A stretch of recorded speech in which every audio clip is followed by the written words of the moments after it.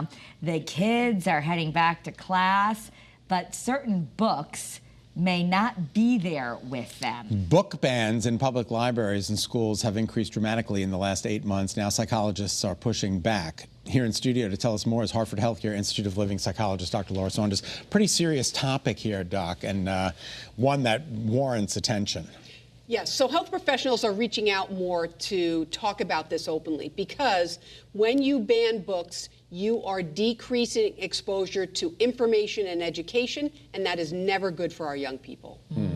You know, I was just watching something online the other day where there was a mom, a blogger, who's moving from Florida to Connecticut, and she came up here and asked about book bans, and they're like, oh, that's not a thing here. But I guess it is very much in Florida where she is.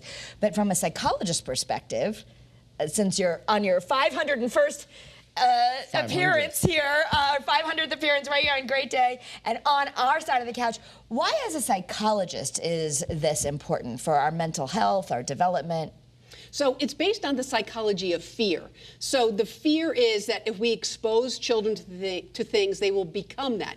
And that is false. It's like if a child sees a violent video game or watches a violent video game, they're automatically going to be violent. That is a false assumption. So when you prey on the psychology of fear, all you do is increase fear. When you decrease exposure, you are taking away opportunities for learning and information.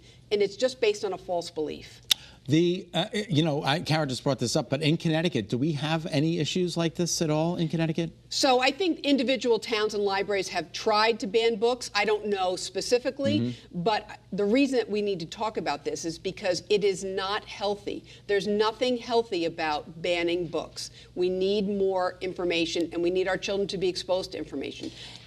But age appropriate, right? I mean, that's the thing. Some parents are like, oh, I don't want my kids, that's too much. And, you know, some of these laws that are coming out, parents will say, oh, it's just to protect these young minds. What do you say to that? We always take a developmental approach, right? You don't take a high school history book and you give it to a third grader, right? It's always based on development and what they should be exposed to. But to assume and base things on fear and take things away based on fear is just wrong. And so the more we talk about this, the more we let people know that just because you read something, it doesn't mean you will be that.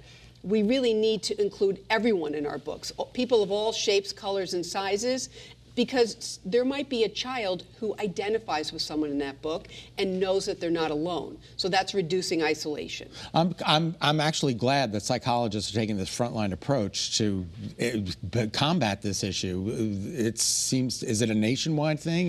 Tell us a little bit more. It is absolutely a nationwide thing, and it's happening more and more in various school districts. And so, you know, there has been some movements here in Connecticut. There was a legislative movement several months ago. So we need to talk about this. We need to actually inform parents, because parents are the best advocates in these situations, and they need to not buy into the fear, because that's really what causes all the damage. So much of your expertise also has been in the mental health field, specifically with LGBTQ youth. Those are some of the books that we're hearing are going to be banned. Anything to deal with kind of those subjects. Why is it important maybe that kids get exposed to other kinds of relationships? We all need to realize that there's people that are different from us, because when you reduce fear, you really let people know that it's okay to be open, that whoever your friend or your neighbor is good, maybe a good and kind person. So when you have fear often makes people behave in irrational ways. And, you know, we start with small irrational ways, and then it becomes bigger, more problematic things. So reducing fear, increasing exposure makes you realize that we don't need to be afraid. There's nothing wrong with this. Exactly. We have like 15 seconds. We want to congratulate you on 500 episodes on Great Day. How do you feel?